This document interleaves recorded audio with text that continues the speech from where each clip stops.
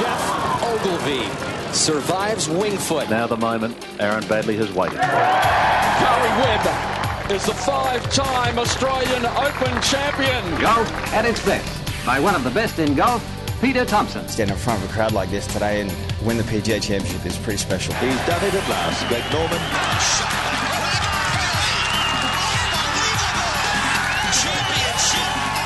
Matt Jones gets his name on the Stonehaven Cup. Leishman to 11 under. Now we've got a new leader, kids. There it is! Adam Scott. A life changer. Coming up next, you have unrestricted access to golf across Australia and the world. Thanks to Golf Australia, we're going inside the ropes. G'day everybody, welcome to Inside the Ropes, episode number 14. Another big week in the world of golf and some great stories to kick around. Jason Norris, principal amongst all of those, and of course the FedEx Cup playoffs begin in earnest. A load to talk about. Hannah Green to join us. Scott Hend not far away from joining us on the show as well, so a million reasons to stick around and stay tuned. Mark Hayes is here as he always is. Hello, Hayesy. Hello, Murray. I'm excited to have Hendy on. I love him. Yes. And also, I don't know if I'm going to be brave enough to say this to him, but he could be the only worse dressed person in golf than me. Worst? Yeah. So you're taking the fluoro on straight away? Oh, well. Hopefully you're going to be bold enough to talk to him about it. Well, I think when one of he's us is going to. No, you've declared that you're the hand, I think. You're the man who's going to have to take him on. Hello, Blakey. Martin Blake joins us. G'day, Andy. I I think that's true. He is the worst, but I'm not sure. Can you sort of take him on about this? He wears that loud Look at mouth me. gear, You're the two doesn't who have said he's the worst dressed. I got no issues with a bit of fluoro action out there on the golf course. The worst thing that I've seen anyone wear this year was the shirt that Henrik Stenson wore on the last day of the Open. Oh, the Open, yeah. Looked like someone splashed paint on it. Yeah, I think Clates might have mentioned it was like somebody got him with one of those black marker pens and just drawn all over it. Yeah. Really badly coloured shirt. Anyway, it was shocking what Stenson wore. Could have been was. the inspiration for that Eminem song, you know. Well, All the spaghetti down the shirt, you know. He's not quite ready, or whatever the word is. I don't know. You're our Eminem man. We might have gone off the track a I'm little a bit. weddings party. Yeah, I Anything, know man. I don't know what you're talking about. There's a load to talk about. Scott Hend, as I said, not too far away. Where do we want to start, boys? Do we want to start with my favourite story of the week was Jason Norris, I've got to say. And we spoke to him briefly last week after his opening round. And Yeah, how well are we going? I know. We get him on the show and he wins the Fiji International. It was great, wasn't it? We've got more to talk about that in a minute, of people who are coming on inside the ropes and then really pressing on with their careers, Sandy. So that's fantastic for Norrie. 44 years of age, Andy.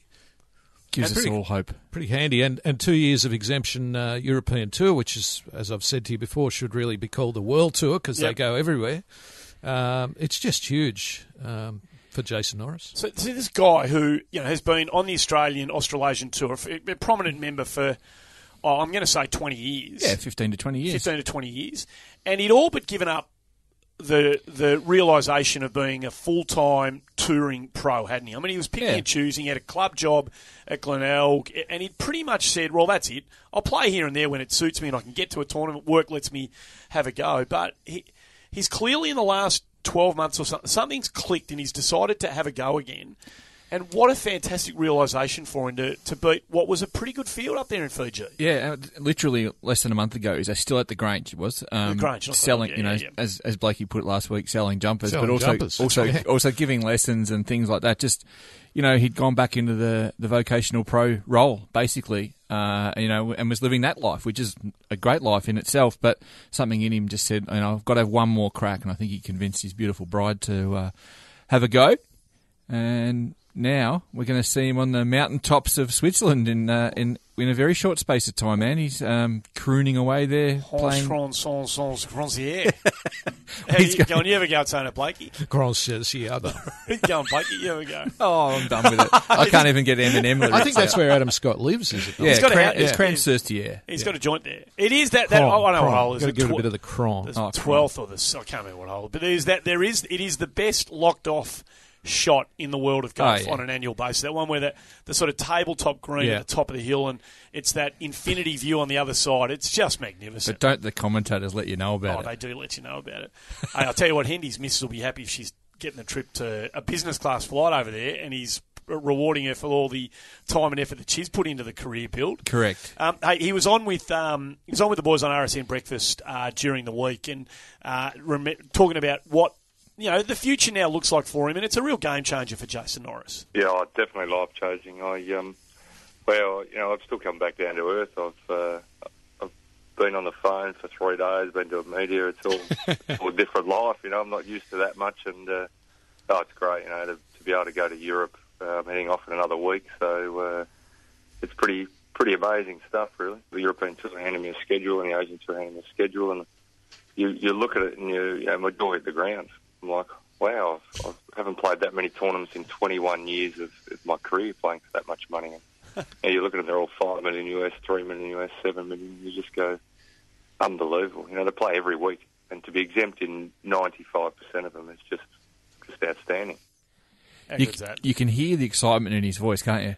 Oh, absolutely. I mean, it changes your world. I mean, literally what you saw as your life yesterday ceases to be what it was then. It's a completely different outlook, a life outlook that sits in front of him now. Yeah. So here's awesome. Here's the weird thing. You talk about someone like a Jeff Ogilvy, who we'll mention in a minute, who's past 40 now. Mike Clayton wrote a good piece about him on golf.org.au this week about how difficult it is to keep going after you're 40 in golf. Yet there are some guys, and Scott Hend's coming on the program later, which we mentioned, he's in his 40s as well. Some guys actually find something at a later stage. Golf is unpredictable in that way. I don't think there's too many other sports like that. Well, it's a beautiful segue because Scott Hend's ready to go. And he was up there in Fiji playing alongside Jason Norris and the rest of them. And had it not been for a cold putter in the last couple of rounds of the tournament, who knows, he might have been sticking his nose right in the frame again, which is something that he does a lot of these days. It is. Been good enough to join us on Inside the Ropes. Hello, Scotty. How you going, boys? We're going well. Andy. Hey, we've just been talking about Jason Norris, and of course you're up there in Fiji, and this is a dog-eat-dog world up there, and you're all in it to get what you can get out of the game. It's man on man and all that sort of stuff. But I imagine you've known, if you don't know Jason Norris very well, you'd have known of him for a long time. Can you step away from your own kind of performance up there and imagine what a life changer it is for a guy like Norrie?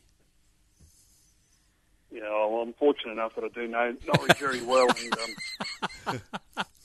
he's a great guy, and for him to win that tournament is, from what he's been through and the ups and downs of golf, obviously, and the struggles he's been through, for him to actually win a tournament and get status in Europe, it's a fantastic thing for him, and I was very, very happy for him. How big a change does it make? Blakey just said, Scott, that you're playing the best golf of your life now. How big a change to your life and the way you plan, what your life's going to look like for at least the next couple of years? How big a change is that? Well, he's going to be spending a lot more time away from home, obviously much further from Australia. So that's the first thing. You got to try and organise your off golf course life. And hopefully, I'm pretty sure, and I know that Norrie's got a very supportive partner. So that'll be a good thing with what he's doing. You just need to try and not play yourself too much and get too tired. It's going to be the hard thing for him because now he's got all these opportunities. Andy, he's 44, Jason Norris, at the same age as you, I think. How do you find your best golf at that age? Is it a thing where you just kind of find a key, find something within your game, find a better way to get the ball in the hole? I'm talking about your golf, really. I think some of us mature, obviously not physically, but mentally in the golf capacity a little bit later in life, and we just sort of settle down a little bit more. I mean, I've been known to be a bit of a hothead, and same with Norrie and some other guys.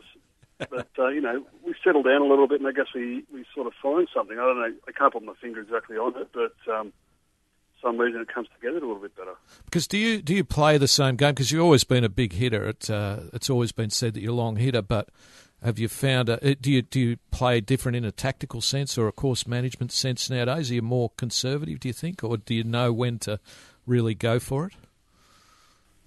Yeah, you sort of sum it up a little bit better. You're not outright aggressive from the first hole. You sort of just sit back a little bit and make sure you plod your way around the golf course and you try and be aggressive when you need to be. I mean, it doesn't work out that way all the time. Sometimes you sit there and have a go at it anyway. But you just need to sort of find something where you're happy within yourself.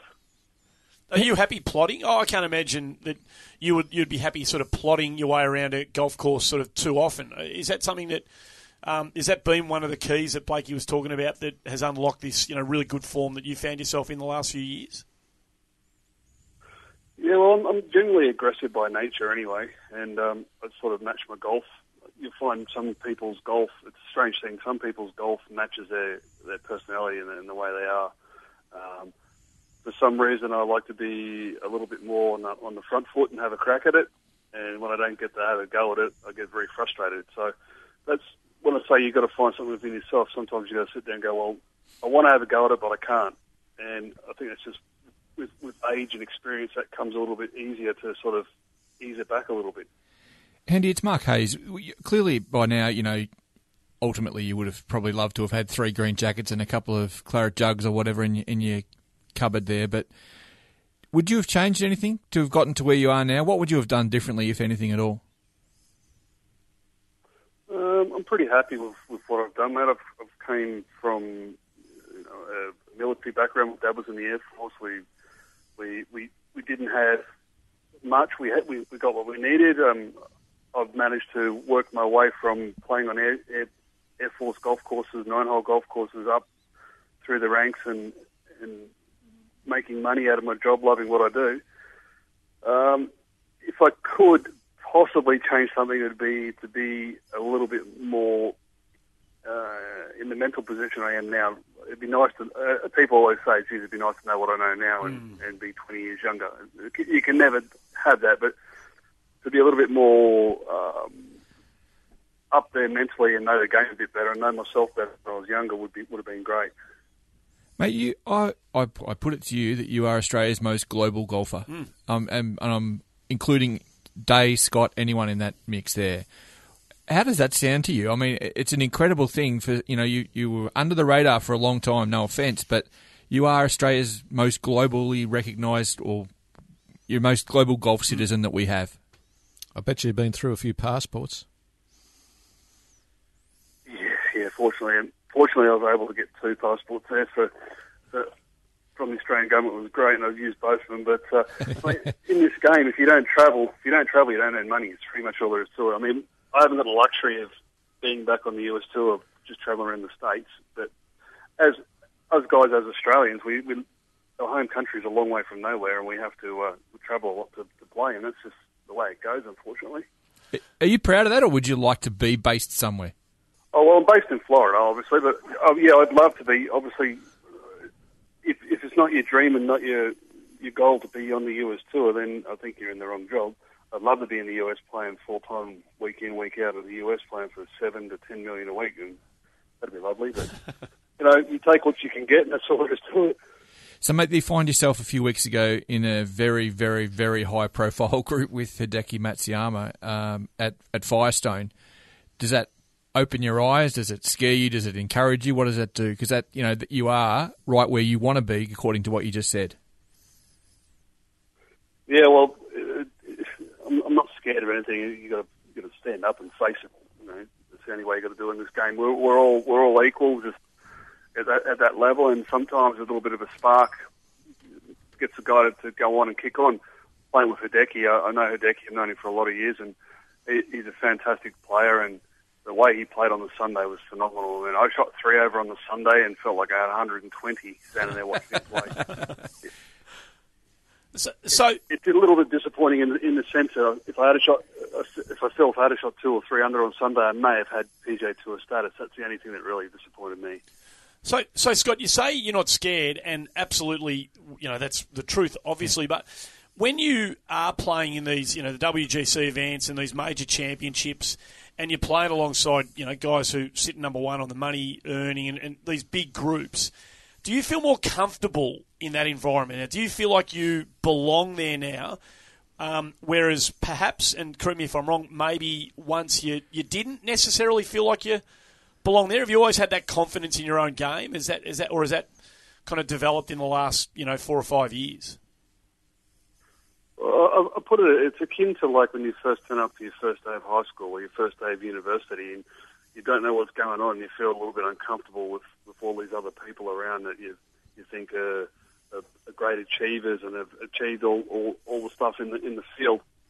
And you just sit there and you go, well, I can do this. And somehow you got to figure out and get a way of being comfortable in those groups. A lot of it comes with time. And that's the only thing that I can say to you is that once you've been there a few times, you feel a little bit more settled. The bigger events, as in like the majors, that's a little bit different because the crowds are usually different there, and that's something that takes a bit to get used to as well. Hendy, it's Martin Blake. Andy and Hayesy have been potting you for the gear that you wear. Oh no, that's not true. And don't you shrink now that you're actually speaking to him. No, how long you been wearing the loudmouth gear, and why do you like wearing that stuff? It's pretty out there, isn't it? Oh, come on, mate. It's Phoenix apparel. It's not. Oh, really? Sorry, I've got the wrong one. It's not loudmouth. Oh, right, okay. Phoenix apparel. Okay, mentioned that a few times. Now, why do you? What is it about that appeals to you? Oh, mate, I've always back in the day in 2004, 2005 when I was on the PGA Tour, I used to wear the bright coloured silk trousers and all this sort of stuff. And sometimes you feel like you just want to stand out on a day, and it's not that it's that much fun wearing black and grey all the time, is it? And I have to ask you about the Olympics, Hendy. At the British Open last year, I spoke to you about the fact that you'd been pulled into the Australian team to play with Marcus Fraser, and I remember saying to you, what, are you worried about the Zika virus? And you just absolutely brushed it off, mate. I've played in every corner of the world. A mosquito's not going to bother me. I loved your attitude because it's funny, everyone's forgotten about the Zika virus. Yeah. Well, that was something that wasn't really worrying me at all when I got picked for the team. And there's a lot of things, different places in the world. There's a lot of viruses and stuff that people don't really know of or hear of, which possibly could be worse than the Zika virus. But like I said to you at the time, it's possibly a once in a lifetime opportunity, and you got to grab it with both hands and run with it. And that's what I did, and we had a great time. And the way Marcus played out there, I went out and followed him for a few holes after I finished my round when he shot his 8 under. Played awesome. It's a shame that he didn't carry through on the last day and get a medal because he was playing good enough, and it was great to be there with Finchie and Big Daz, our bodyguard, and the brother-in-law, and Jason Wallace and all these guys. We had a great time. It was an awesome experience. And are you a believer that golf has got a long-term future at the Olympics? I had, if the format has changed. Yeah, we can't play the Olympics in a single stroke format. It needs to be more of a team orientated sort of setup. So when the gold medal or silver medal or the bronze medal is handed out, 2 of the guys stand up there, and we did this as a team for our country. Mate, you're passionate about a lot of things. We've been banging on this show for the last few weeks about some of the, I guess, vagaries of the rules of golf. Do you have an opinion on some of the things that have been, getting so much airplay in this past 6 months? Anchoring the putters and things like that, marking of the balls. Is there something that you as a long-time pro gets aggrieved by here? I've always seen a bit dodgy marking of the golf balls. I mean, the camera isn't always on guys, and some guys don't really mark the ball as they should. And the other thing that gets me is anchoring the putter. I mean, we've just seen the last couple of weeks a few guys on the senior tour that 100% anchor the putter. Now, that's not up for us as players to sort out. It's up for the governing bodies, and I think they're a little bit lapsed and a little bit weak in their intestinal fortitude to get out there and do something about it. So if it was your call and your call alone, read a putter, what would you do? Well, it's a tough call to say a certain length for a putter, because if you get a guy who's 7'8" who wants to play golf, he can't use a 34 or 35-inch putter, can he? So you need to just sort of sit out there and go, well, definitely there's going to be no anchoring, and if the only guys that look like they anchor it are the ones that put it against their chest, and that's pretty much simply the way it is. So, like I said, the governing bodies have to get in there and actually do something about it when they see these guys doing it. I mean, we all sit there and watch it on TV. We all watch the senior British Open, and I guarantee you, Ian Woosnam, Scott McCarron, Bernard Lungo, all those guys, it looked 100% as if the back of the hand was anchoring on the chest in that wind when it was blowing for them. So, mate, with the ball movement as well, I don't know how you ever confront that, but do you ostracise guys you know who are dodgy? Do they get the cold shoulder from the other pros in the locker room? No, we all know which guys are dodgy and which ones aren't, and it's like a workplace, mate. You got 100 people in the workplace, you'll get on with 10 of them, and 10 of them you won't get on with, and the other 80 people are so. You just don't associate with the people that you think are a little bit dodgy, and you just go and do your own business. But when you're playing on the golf course, I'm a firm believer in playing by the way the book is, and if you don't get on with me because I pull a rule on you because you broke it, then I don't really care. We need to play by the rules, and that's all there is to it. Getting sort of back to what Hayesy asked you before, Scotty, this is the problem with your game, though, because if the rules officials aren't going to do anything about it, these guys are taking money, out of your pocket. Yeah. That's the reality of it. So, I mean, have you ever felt, because the authorities are, mealy mouthed, or they're not going to do anything about it? Have you ever felt the need to say something to a fellow competitor? Well, look, if I was playing with a guy who was anchoring, I'd say something to him for sure. But you've got to look at it this way. A rules official drives up on the 12th hole to a guy who's been so-called anchoring. The part of the rules official walks on the green and goes, we've had a report that we're pretty sure you're anchoring the putter. Are you anchoring it? And the player goes, no, I'm not. Yeah. End of story. So where do you go from there? Yeah. Well, Bernard Langer, for example, has said that he's not anchoring it, even though he's holding it and it looks like he's anchoring it. But it's difficult. What about the ball, Hendy? Do you agree with what people say about the ball going too far, ruining the old courses? Well, I just think it's a lot easier for a lot more people to hit the clubs. I think the ball is okay. It's improved in technology-wise, and it's getting a lot better, and it's more durable, but I think the golf clubs has enabled the average golfer to become good. The good golfer to become very good, and obviously the world beaters are going to beat anyone anyway. You go back to the days of Jack Nicklaus. How far did Nicklaus used to hit it compared to everybody else? I mean, he hit it miles compared to all the other people. There's always somebody in the generation who's going to hit it miles. Yeah, it's a good point. Yeah, it is. Who's the best player? In your journey, and you played as Hayesy, and like you said before, you played everywhere. Who's the best player you've ever played alongside or against, Scott? Oh, there's obviously many, but I think the one who impressed me a lot is obviously the current world number one, Dustin Johnson. I've played with him a couple of times, and he just smokes it. It goes so far, it's ridiculous. Because you do hit it a long way. When you're playing against a guy who hits it those sorts of distances, is it hard to stay inside your own game, or do you feel like you need to find that extra 10 or 15, 20 metres somehow? Is it okay? Are you good at just going, no, just don't worry, don't even look at him, just do your own thing? Well, maybe when I was back in my 20s, I'd probably think like that, feel like I've got to hit it longer. But as I've got older, into my mid-30s and in my early 40s here, it's more about focusing and orientated on my own game and not worried about how far these other guys hit it, because at the end of the day, as we all know, you've got to write a score on the scorecard, and the lowest score wins. So it's just about managing the golf course and getting around the best you can. But it is quite impressive to watch some of these young guys just smoke it. It's just ridiculous how far they hit it. How long can you? So the technique's great. How long can you keep competing, Andy? How long is the fire in your belly going to keep burning as brightly as it is? I reckon 78 or 79. It's not a bad job you've got. Probably about the same time. Probably about the same time the Brisbane Lions contend for a flag. They're coming good, mate. Don't worry about that. They're starting. They're a long way back, but I reckon they'll climb up the ladder pretty quickly. That mob. They've got some handy talent on their list, but that's a conversation for another podcast on another day. I just want to say one thing, because Andy's in charge here, Hendy, of wrapping things up. But I want to, personally, as a working journo, thank you for being accessible and speaking your mind at so many tournaments. And I know it endears you to a lot of people who don't get the chance to express those thoughts. So perhaps on behalf of them, I want to say thanks, because it's always great to hear your thoughts.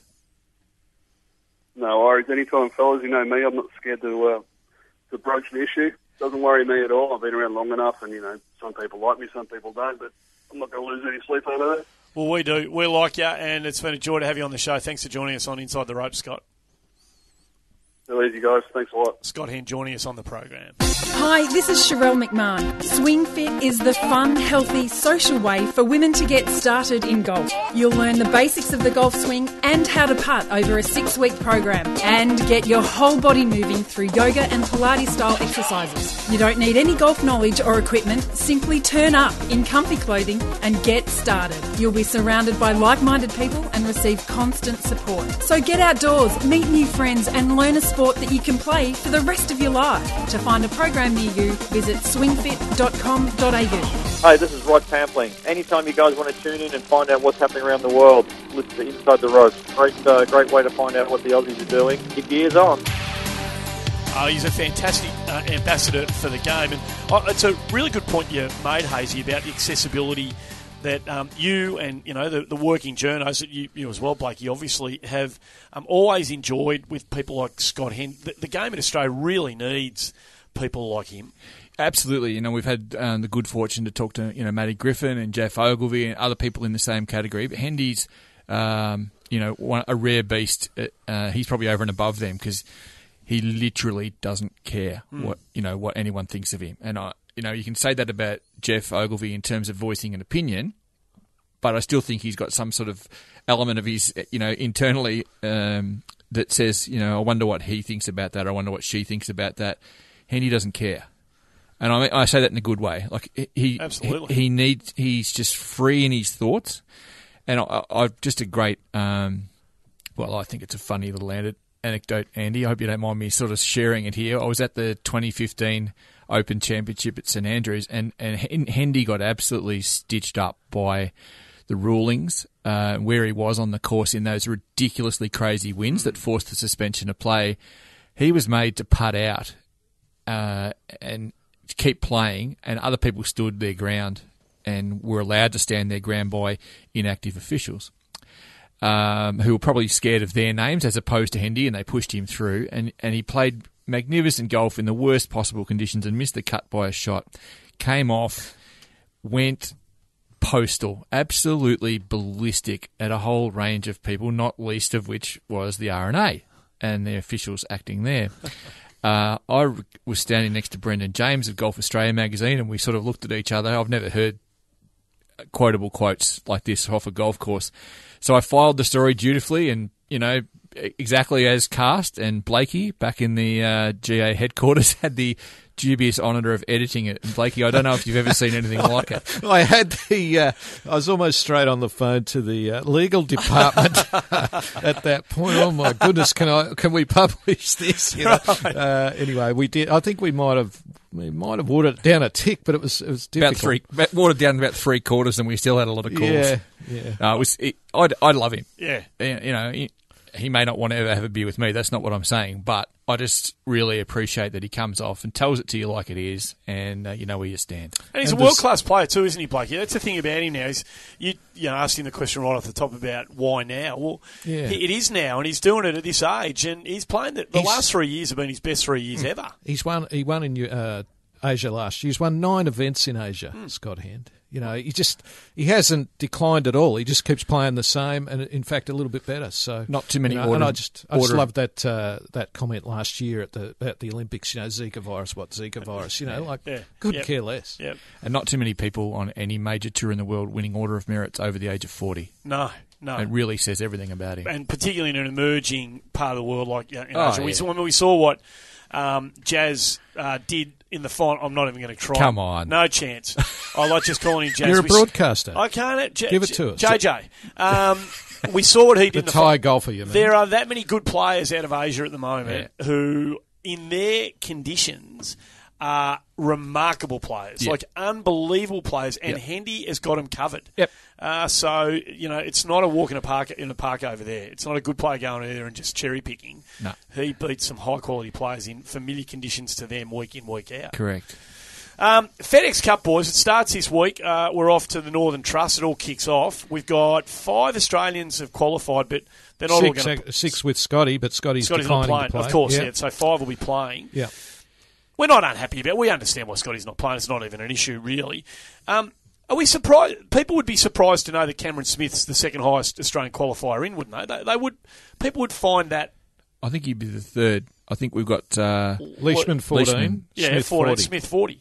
Oh, is he even ahead of day? Bloody oath he is, mate. Well, there you go. No See, doubt I'm about it. surprised. Well, What I don't know, Hayesy, and you might know this, is he had the win in the teams event Yep. with Jonas Blixt. Does he get? Did he get? I don't think he got FedEx points for that. Did he? There were no world golf ranking points. They got half FedEx Cup points. And he had the big finish at Wyndham last week, finished tied 7 there. So that's obviously catapulted him It's handy, over 40th. Jason Day. Yeah. So we've got Leishman, Smith, Day, Pampling and Ogilvy teeing it up. Have they, before we want to hear from Jeff Ogilvy in a minute, who I reckon casts an interesting observation on how he sees the FedEx Cup playoffs.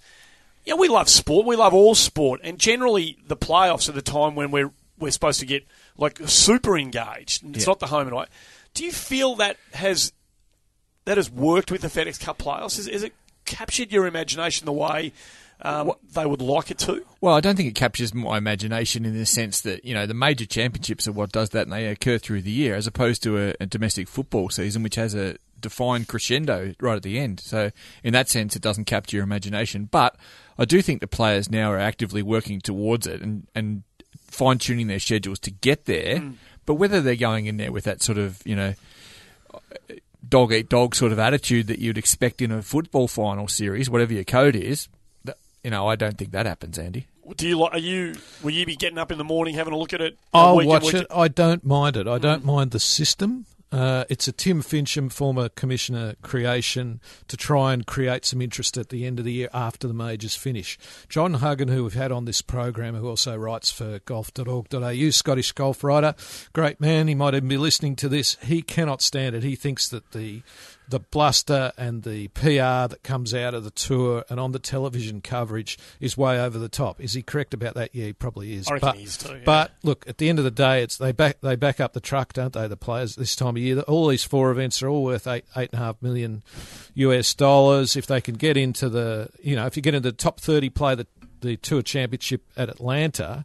The top 5 have got a chance to win the actual FedEx Cup bonus. That's $10 million, the FedEx bonus, which Rory did. All 30 can technically, mathematically win it. So the reset is realistically different is 5 now, or 6. Yeah. So Rory McIlroy last year wins the Tour Championship. That puts him on top of the FedEx, so he gets the $10 million bonus. $11.5 million in a day. Happy days. I mean, and Rory doesn't need it. None of these blokes need it. Once they've qualified the top 125 of that year, they've all done pretty well. They don't need Is it the offensive, the money? I think it is. I think it is. I mean, it's tipping into blokes who have got plenty. I would have thought the game, and it's up to FedEx, they're the sponsor, it's up to them how they want to spend the money. Yeah. But the game could use that money, that unbelievable amount of money. It could use that amount of money so much better, I would have thought. I think one thing that we do lose sight of, and it goes to what Blakey was just saying about Huggy, the tour itself hasn't got that many massive properties. I mean, it's got the Players' Championship. Good point. So this is what they really need to hang their hat on, because after the Players is done in May and soon to be March, all the big events, all the major championships are owned or sanctioned or whatever by other people. They're just sort of along for the ride with the 2 Opens, the Masters and the PGA Championship. So, it's something that they probably themselves think they need to pump up. It's a good point. Andy, Jeff Ogilvy, we could probably segue into his words that we've got with him here, but he finished 116th. He was 125th when he started the Wyndham last week. So if he'd missed the cut, he would have dropped out. And he was outside the cut. He then, I think he had 4 birdies in 5 holes or something, got himself in. So that gets him his card for next year as well, and automatic. So it was a big week for Jeff. A massive week. Couldn't agree with you more. And sort of apropos of what we were talking about in terms of has it captured the imagination, this Ogilvy gets himself in, and there are 4 guys who have gone through to the Tour Championship from outside the top 100 going in. Slocum, Streelman, Hoffman and O'Hare, 9, 10, 14, 16. So they were the years they did it. You listen to Jeff Ogilvy and he might just be in the frame of mind where he might follow him in, given the relaxed nature that he's going to be taking into the FedEx Cup playoffs. I've got nothing to lose now. If I play well, great. If I don't, I get an extra few weeks off and I get to hang out with the kids, and I've got the President's Cup as an assistant captain coming up, which is going to be pretty exciting. So, this is a 1 out of 10 pressure compared to last week. do you kind of get... I mean, I have no trouble understanding what he's talking about, but it sort of disappoints me. I would have thought that this was an aspiration. Like, get in there, and then I'm going to... that's what they want the FedEx Cup playoffs to be. Like, they want... I can get through to week 2. I'm going to grind to get through to week 3. I'm going to try to get these...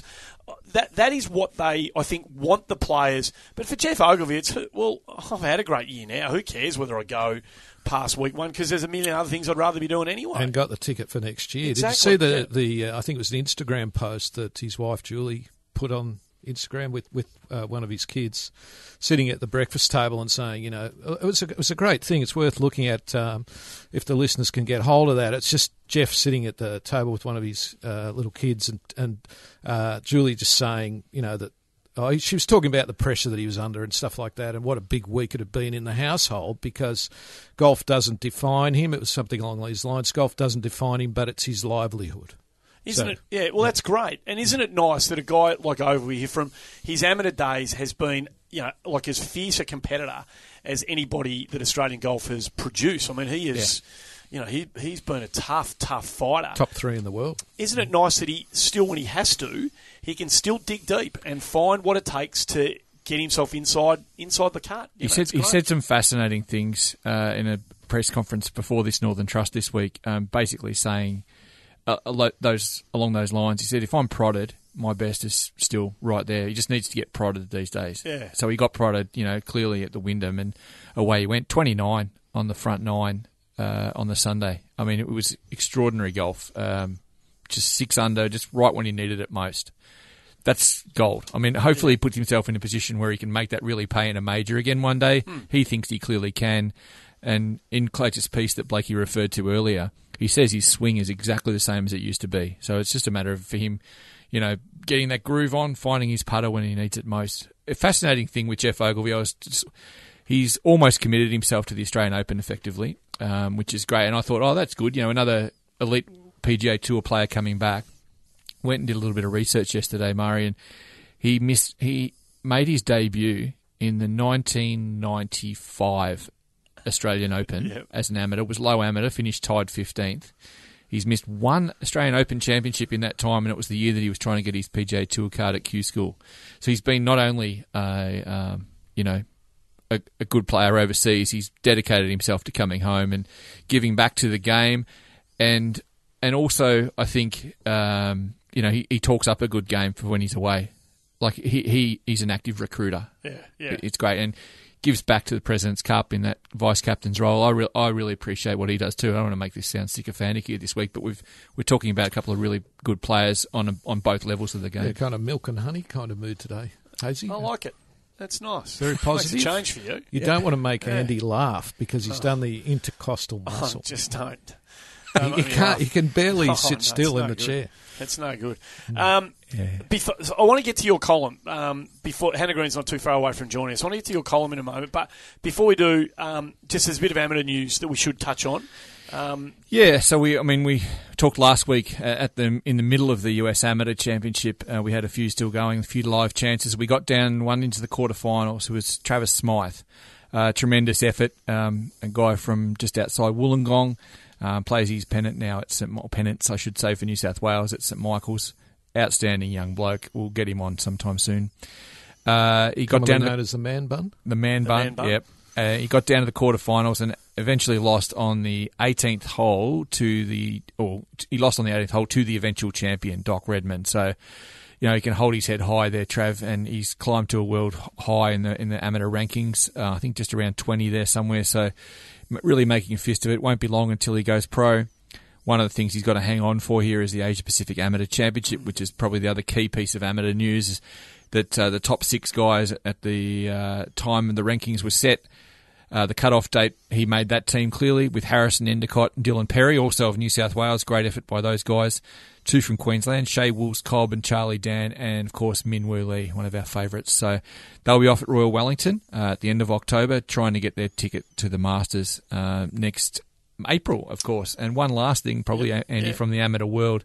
The Queensland Stroke Play Championship was held earlier this week. And the girls' side, Becky Kay beat Grace Kim, which is probably important of things to come in. Two in a row, I think, golf. for Becky. Yeah, it is. And a great effort. She's in good form this year. So she won the women's side. But there was a guy called Cade McBride who won the men's.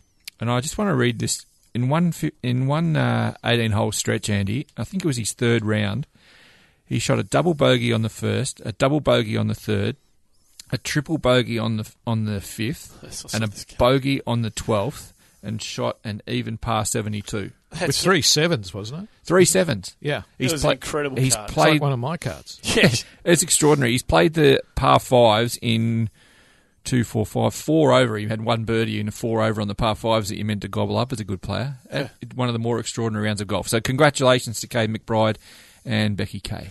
So here. You mentioned the man bun, and it's a segue through Marcel Siem, who has been sporting the man bun for quite some time. Wins the Paul Lawrie match play, the other European Tour event that was taking place against the Fiji Open. Beats Adrian Otaegui from Spain. So Siem has been. We need to get the Solheim Cup too before we get to Hannah Green as well. But this leads us to, it was a match play event, the Paul Lawrie match play, obviously. It leads us to a column that you felt the need to write on golf.org.au this week, and I encourage everyone to have a read of it. It's been getting quite a bit of traction, I see, Hayesy. Why did you feel the need to write what you wrote? And for those who haven't read it yet, just give us a snapshot of what you did write. Well, I thought it's been in my head for ages. I suppose the thought that I'm tired of 72-hole tournaments, especially by this time of the year. I went through and added them up, and I estimate there's probably just around 500 72-hole events in all the men's and women's tours at all levels across the globe, at professional level, I mean. That's not to account amateur ones. It's too much. I want to see something different, and we sit here, and I wrote in the column how Test cricket is on the nose around the world, and a couple of people bit at me for that. But I'm telling you, other than England and Australia, England and South Africa, and maybe any Boxing Day or anything to do with Australia is a bit different because we crave it. But if you tell me that West Indies and Sri Lanka is going to have them hanging from the rafters at Colombo, I've got another story to tell you. Anyway, and I think that's the point here. The Test format, while good, which is effectively our 72-hole medal play things we could have for major championships, etc., national championships, the rest of it's moved on. The interest of world golf and media in particular, and the young people coming through, is not with Test cricket, and I think the same needs to be applied to golf. I think we need to see different formats, different lengths of tournaments, different scoring systems, mixed anything that Super Six. Super Six in Perth. Anything that's was off quite successful. It was very successful and a great concept by the Australian PGA Tour. And, they're to be commended for trying something. And we keep banging on about the Vic Open, the format there. I perhaps suggested, Andy, that maybe we could have a month whereby in the middle of the Women's Australian Open, the Perth Super Sixes and the concurrent Vic Men's and Women's Opens, we might have something that the Masters has reborn as a mixed Stableford event. And we get, a limited field maybe, but we might get 26 of the best teams, men's and women's teams, that we could put together in a mixed Stableford competition. And let's have a month where Australian men and women can be seen to be trailblazers in the world of golf. Love it. Jim Tucker from the Courier Mail wrote a piece that people might like to dig up as well this week, where he suggested that Cameron Smith and Jason Day play an 18-hole kind of head-to-head exhibition event against each other. Two Queenslanders, get them to Queensland, because I think Jason has said he's coming down to Australia this year, hasn't committed to which event he'll play, but the feeling seems to be that it might be the Emirates Australian Open. Oh, no, the Open, yeah. Which means that he'd miss the PGA if that turns out to be correct. But why not have the two Queenslanders get out to a course on the Gold Coast or somewhere like that, maybe in Brisbane, and play 18 holes head-to-head? That'd get a crowd. Oh, no doubt. It would. Of course it would. People love seeing that sort of stuff. And it gives something different to people to talk about. Like, I couldn't care less about the third-tier tennis tournament being played in, Portugal or, Argentina in some, far-flung place. Well, we've got to actually take our myopic view off here and have a look at the big picture. The chances are, if you're not interested in golf, you won't care about a third-tier tournament unless it's got a quirky little nature about it, and the media brings it to your attention. And if we can't get the media involved with 72-hole medal play on a regular basis, we're barking up the wrong tree. And admittedly, things like the Ryder Cup and the President's Cup and the Solheim Cup are the best of the best. So whenever you attract the sort of quality of players that come into those sorts of events, you are going to get natural interest that comes with it. But as much as the quality of players, and it's the second way into the Solheim Cup here, Blakey, is the fact that you're seeing them play different forms of golf. I mean, they're not just playing, 4 rounds of singles across the 4 rounds. They are mixing it up, and that's what generates in these events the special emotion and atmosphere and flavour of them as much as the quality of players, because we get to see these guys and girls every week teeing it up. It's not new to see the best players playing, but in that forum, it's breathtakingly interesting. Before we do Solheim, I had one last thing here. I was chatting to Craig Spence, the 1999 Australian Masters champion, stitched up Greg Norman, which he loves telling people. About this, and he actually, as you would, absolutely as you would. He was actually praising the loose foundation of what I was writing about, and he actually suggested something that could take over, tying a few things together here, Andy. The what is the FedEx Cup? After the last tour event, we basically go to the wall and pick teams, school style, off the wall. So that we'd have, in this instance, we might have Team Hideki, Team Dustin. Team Jordan and Team Day, whatever the top 4 are, and we might have the same apply on the women's side. And we might be able to, conjure something here where we have a knockout teams competition that has a final, a legitimate final in 4 weeks' time. And you can imagine the interest that would generate. I mean, it's just one idea, and it was off the top of his head, but not bad from Spency. You're only limited by your imagination when it comes to this stuff. There's options out there that you can embrace and new frontiers that you can forge if you want. It's just whether or not the game recognises that it's got a problem that needs solving. That's what they've got to do. And breaking the mould, it's a good read, yours. Thanks. The Solheim Cup...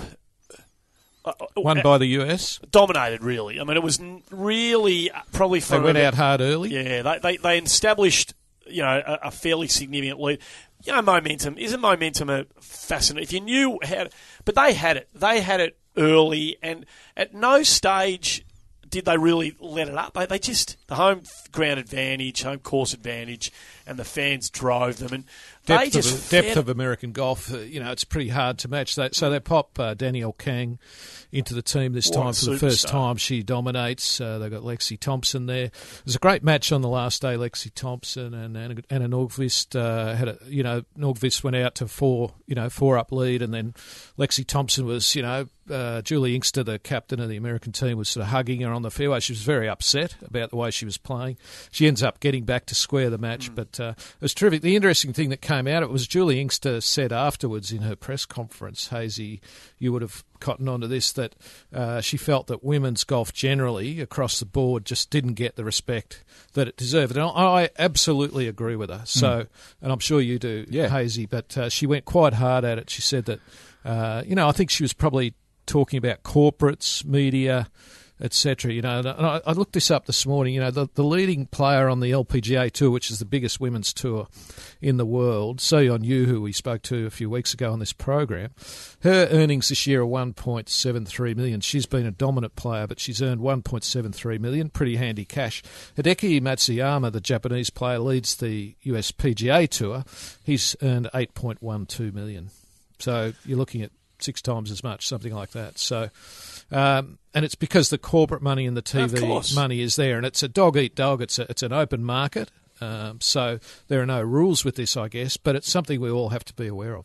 No doubt. Pretty damning statistics. Look, it goes. It's that's the macro. I mean, you mentioned Danielle Kang, and I was talking to the bloke I was playing golf with yesterday, who was, not recently over in America, played at TPC Summerlin, which, if you're on the PGA Tour, you get, provisional kind of membership to use the facilities in the golf course. It's a PGA members golf course. Danielle Kang's won a major. She's a rising superstar. You can't take your eyes off her. Great personality. You can't take your eyes off her in the Solheim Cup. She has no access to that golf course, but her brother, who I believe kind of mixes his time between the web.com and occasionally gets a PGA Tour start, well, he can walk on and use their facilities whenever he likes. Come on in, locker yours, car park yours, what do you want, sir? It's all this. Well, the sister plays the pants off her brother, but has no access to the golf course. So this is a measurement and a tiny little sense of the inequity that exists in golf, to a degree. Yeah. And that's not fair. That one there is a bit more, I think it's a bit more stark because that's something that can be readily fixed. We can't encourage, or we can encourage, but we can't direct sponsors to say where they're going to spend their money for a higher price tournament, but we can definitely throw open gates to TPC Summerlin. That's a disgrace. Yeah, no. Speaking of the women's game, Hannah Green about to join us. G'day, I'm My Golf Ambassador Jason Day. I'm really excited to be an ambassador for My Golf, Australian Golf's national junior program, jointly run by Golf Australia and the PGA. My Golf is every Aussie kid's first step on their golfing pathway. It's all about teaching children the basic skills of golf in a safe and healthy environment, and just as importantly, about the life skills that golf can teach you that distinguish our sport from the rest. Remember to visit mygolf.org.au for more information. Hey, it's Jeff Ogilvy. I can't be in Australia very often, but I love keeping up with everything on Inside the Ropes podcast. Good bunch of guys, and I love listening. Well, there's so many great stories in Australian golf, particularly these young chargers all over the place at the moment who are threatening to take the game by storm. And there's nary been a week go by on Inside the Ropes this year where the name Hannah Green, Hayesy, has not been mentioned. Andy, I was absolutely disgusted last week. We missed bifurcation and we missed Hannah Green. And we had a flood of callers. What are you doing? So we've had to right the ship in a big way this week.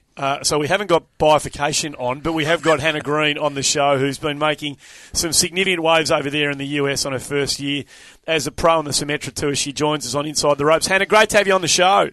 Thanks for having me. Have you... there's a lot of stuff we want to talk to you about, and it's lovely to talk to you as opposed to talking about you for a change. But have you, in a nutshell, kind of exceeded all your own expectations this first year out? Yeah, I think so. I mean, I won my fourth event over on the Symetra Tour. I knew I was capable of winning, but I really didn't think it would come so early in the season.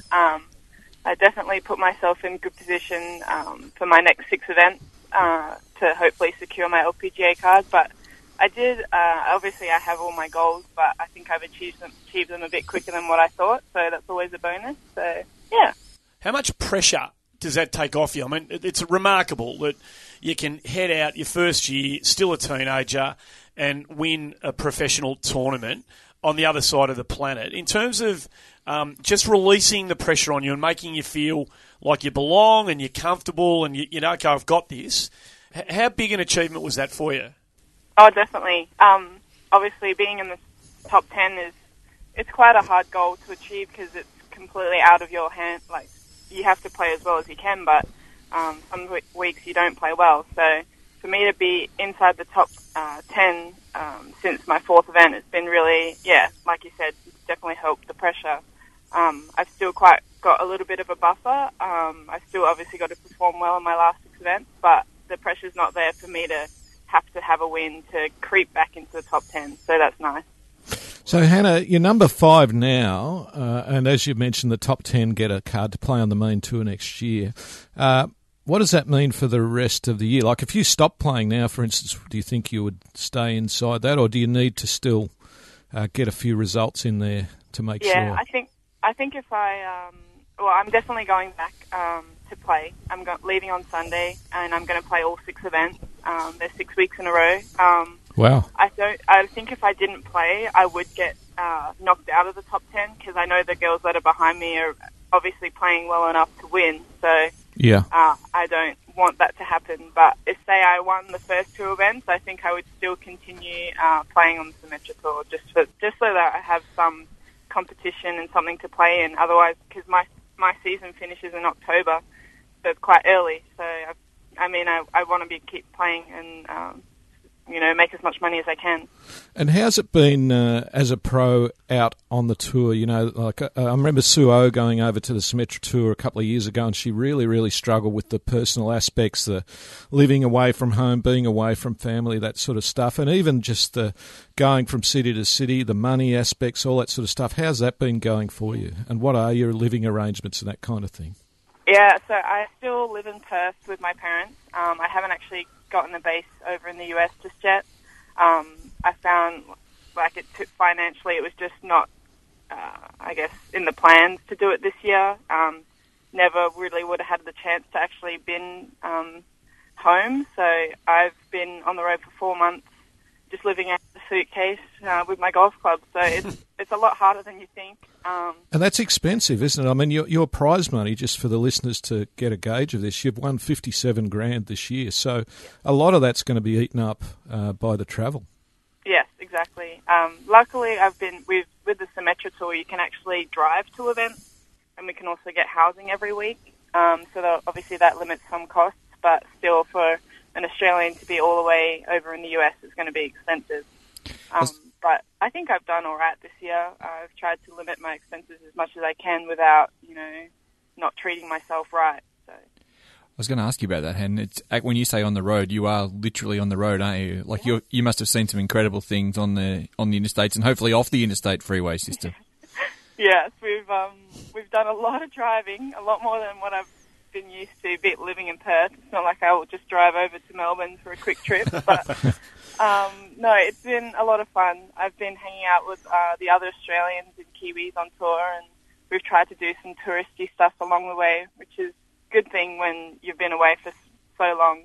It's nice to break it up a little bit, but no, I think I've done pretty well this year. What are some of the cool things you've done? We got to, all of us Australians were in San Francisco. We went to Niagara Falls 3 or 4 weeks ago. So there's not too many places that we can say we can do big things like that. But when we get the chance to, we definitely wouldn't put it aside. So, yeah. Look, reading about you, Hannah, you clearly, for a long time now, I mean, you're 19 now and you're 6-time WA state squad member. You've been playing this game, in earnest for a long time now, and it sounds like you're really committed to this is what you do. You see yourself as a golfer, and you do what it takes to be the best player you can be. It can consume you a little bit. I reckon any time people get that far into the zone of any of this sort of stuff, how conscious are you at this young age of your kind of golf life balance, getting that right? Yeah, definitely, because there's a lot of. I was at Mount Lawley and I did a junior clinic, and the thing I told the kids was just make sure that you have balance in your life.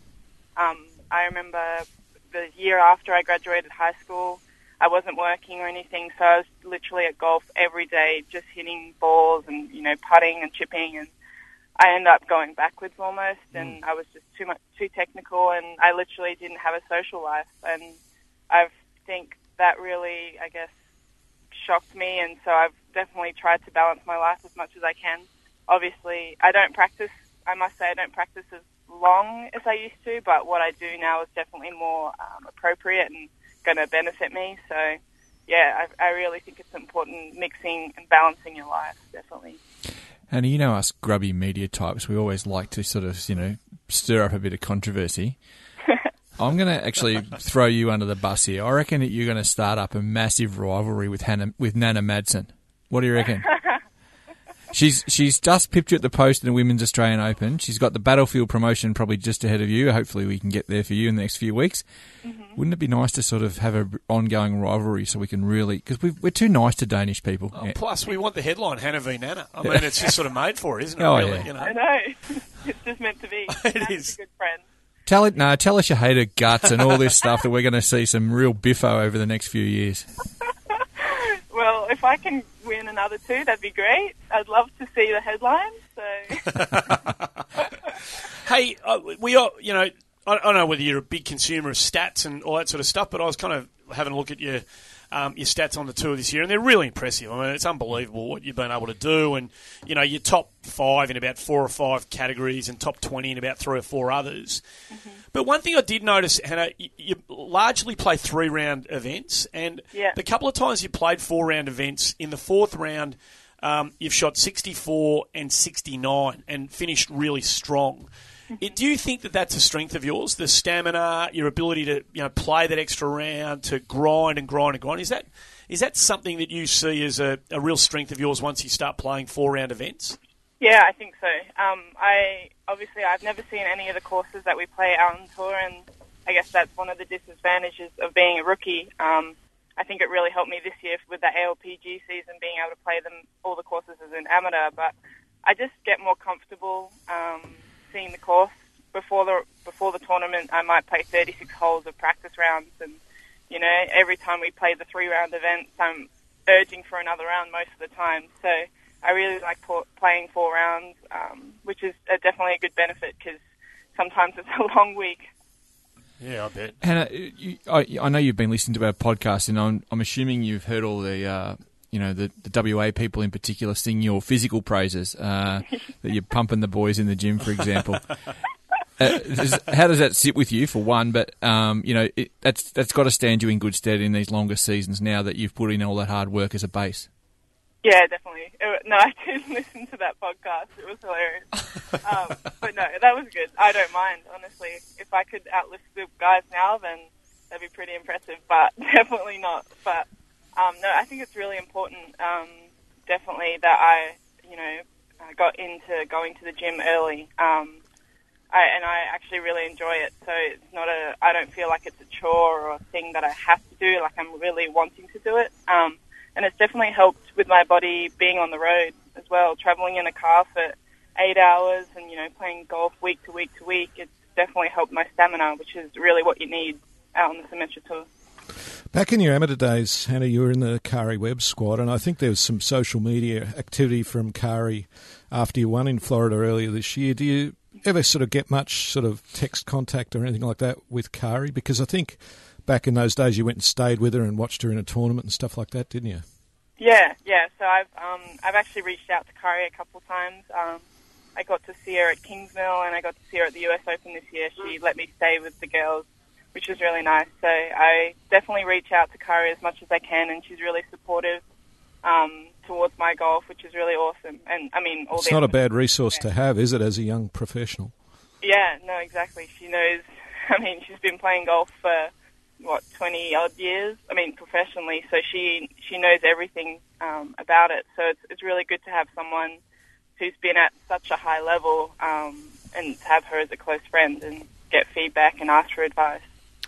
Well, Hannah, hopefully in about 15 years' time, the next wave of teenagers coming through the ranks in Australian golf will be looking up to Hannah Green and hoping that they can rub shoulders with you, and you can teach them about all the bits and pieces they need to know to be the very best player they can be. You made a mighty start, and I hope you don't mind us talking about you all the time on the podcast, but we've enjoyed from afar watching you do what you've been doing. Good luck for the last 6 weeks, and appreciate you joining us on the show. No worries. Thanks for having me. Good on you. Hannah Green joining us on Inside the Ropes. The Golf Australia website is now the place to go to look up your handicap and so much more. Whether you're out and about on your phone or in the office trying to avoid work, just go to golf.org.au and punch your golf link number into the box at the top of the homepage. Who knows, maybe that last round was just good enough to put you in single figures. While you're on the site, check out the daily golf results at your club, view our course index for up-to-date ratings, read the latest golf news from home and abroad, listen to Australian golf podcasts and interviews, and watch video tournament highlights or tips to improve your game. It's everything a golf tragic could want. Visit golf.org.au today, the home of Australian golf. G'day guys, it's Brian Russell here, and I'm a long way from home, playing on the Latin America tour and living in the US, but I keep up with all my Australian golf by listening to Inside the Ropes. So just about done and dusted for Inside the Ropes. Don't forget, of course, subscribe to the show on Apple Podcasts. Either of you blokes Android users, or you're both on the Apple platform there? Well, there are some Android users still out there. Download the podcast through Google Play. Get the show delivered to your device every Thursday. You can also find Inside the Ropes on Spotify and your favourite Blakey Stitcher. You're a big Stitcher fan. Hayesy, we're talking about Golf Month a lot, and it's getting closer literally, it is getting closer by the day. Yeah. Don't forget, it's October, Andy, and we're encouraging everyone to get involved right around the country.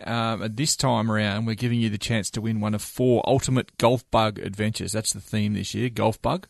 We'll talk a bit more about that in coming weeks, but one of 4 ultimate golf bug adventures to Barnbugle, Cape Wickham and Ocean Dunes, thanks to Air Adventure Golf Tours. So it's going to be an absolutely cracking prize. Did we get any feedback last week? I think we need to go down and scout all of these courses and facilities just to make sure they're... There's no doubt we have to do that. I think we need to get down there. I think I need to get on to Biz Sattler about What this. are the Sattlers doing? No, they'll invite us. They're good people. Beautiful. Love Barnbugle. Right. So all you have to do is tell us in 150 words or less who you're going to share the golf bug with this October and how. And you do that at golfmonth.com.au. There are hundreds of great activities on the Golf Month website, more added every day. And maybe you'll take a friend with a disability to an inclusive golf clinic, take your brother or sister to play night golf, or maybe simply take your partner to play mini golf and hit a few balls at the range. Doesn't matter how you do it, but let's show our friends and family, Blakey, why we love this game and how much fun it can be. Perfect. Maybe they can show an ageing hack golfer how he can still swing a club with a damaged intercostal. With a bung wrist, ribs. Is this possible, or am I going to have to stop playing? Hayesy, you've had one of these before. Am I going to stop playing for a while? You're out a couple of months. Can I say about Matty Dick, just general business? Matty Dick will be a name known to some people. Played a bit of footy for Sydney and Carlton. Was forced out of the game, far too young, has now taken on golf. Played with him yesterday when I blew my intercostal to the Shizen. He finished at Peninsula South. He finished, have a listen to this, plays off about 12 or 13, finished birdie, par, birdie. No 4 way. onto the last 5 he's had off the beater, if you don't mind. Wow. That is the best finish to a golf round I've ever seen from a non-professional player. It was at Peter O'Malley's Scottish Open from 1995 when it was written all over the way he finished his round. It was awesome. Did you feign the rib injury to avoid payment of said debts? I don't. Yes, that makes sense. That makes sense. General business. Byron Nelson's 1966 Masters green jacket was bobbed up in an auction in America, and Augusta National Golf Club took legal action in the last couple of weeks to stop the auction going ahead. The bidding had got at that point to $114,000 because bearing in mind, boys, as you both know, those green jackets are only wearable within the boundary of Augusta National Golf Club, except for the winner who can wear it anywhere for the first year. Oh, yeah, exactly. Then he has to return it back. It hangs in a locker there. So, and Billy Payne, the chairman of Augusta, has stepped down. He's going to be replaced by Fred Ridley, who is his hand-picked replacement. He's a former US amateur winner, Fred Ridley. There you go. And happy birthday to Peter Thompson. Yeah, that's the big one. 5-time British Open winner or Open Championship winner who turned 88 this week. Is a great man, Peter Thompson. He's been a great supporter of Hayesy and I and all the journos who get round on the tour. Excellent. He'd be delighted to see that the game continues to expand its borders here in Australia. And Hayesy, before we wrap it up today, we've got the Northern Territory PGA Championship coming up very, very shortly, isn't it? Yeah, next week, from Thursday to Sunday next week. And we're excited to have Noel Fay here, the general manager here of Kazali's at Palmerston, the host course up near Darwin. It's the second time that this event's been on the Australian PGA Tour schedule, and hopefully, and we're here to talk about it today, it's becoming a thriving part of the tour's future. So, Noel, welcome to you. Good morning, thank you. You must be very excited that things are coming up so beautifully. We're extremely excited. Continuing on from last year when it was a great event, and we've got a fantastic field this year. And a real territory sort of element to it too. I mean, you've got Anthony Quayle coming back, who's originally a territory boy, and I know one of our favourites on this program, Noel, we've had Jed Morgan on, and he came up and did really well in the Northern Territory Amateur earlier in the year, so it's good to get that sort of territory flavour about it. Yeah, no, we're very keen on... the motivator was always about trying to raise the profile of golf and get more players into golf and to lift the standard here, so we're achieving that. No, one of the things we've spoken about on Inside the Ropes occasionally in our first series is making sure the game is readily accessible to the Indigenous community. Obviously, you've got a vast Indigenous community in your part of the world. Is that part of what the NT PGA is all about as well, to sort of make all people feel included in the game? Yeah, we inaugurated a Path to Palmerston event, which allows 2 players from each of the clubs around the territory, so Groot Island, Gove, Catherine, Alice Springs, all through the territory, to win positions in the Pro-Am on the Wednesday, and that's been highly successful. That's fantastic. That's awesome. We've also sent a professional out to one of the communities, and we couldn't just get it to work this year, but next year we're very confident. And we've also just produced one of the hitting bays for the club, which we'll be taking around to the communities this year to try and raise the profile. Oh, that's great work. Do you feel like the territory is buying in, like to make it a regular part on the sporting calendar up there? Yeah, we've had wonderful support from the government, from the Northern Territory government and the Department of Sport. They've really got behind it. They can see, because we do a lot of looking towards Asia, they can see this could become a huge event. And in fact, this year we've got 10 players from the Asian Tour going to play. We've got 4 from the US, Singapore, Thailand, Malaysia, Korea. So we've got a great international contingent coming this year. And get a couple of crocs somewhere and get the NT News down there and a couple of sort of brazen tourists. Maybe we're in business for a bit of global coverage. Well, funny you say that. We've got 2 things going on. One is we actually have we've got lakes on the course, and we've discovered 3 crocs in there. Oh, are you going to leave them there? We've had to put out warning signs. Oh, don't. And then on Tuesday we're going to throw a couple of the Asian players into the cage of death, where we have a huge crocodile that swims around, and they drop the bloke into the water with him. So that should be pretty exciting. So when that the bloke's, NT News will be all over. So when that bloke's standing over his first 6-footer and his hands are shaking, Yep. and he can't put a pure stroke on it, we'll know why. Well, there might be some gamesmanship going on. Hey, what sort of New meaning to miss the cut. tell us about the golf course, Noel? Well, it's an 18-hole golf course. It was 9 holes were built probably 5-10 years before the second 9 was built.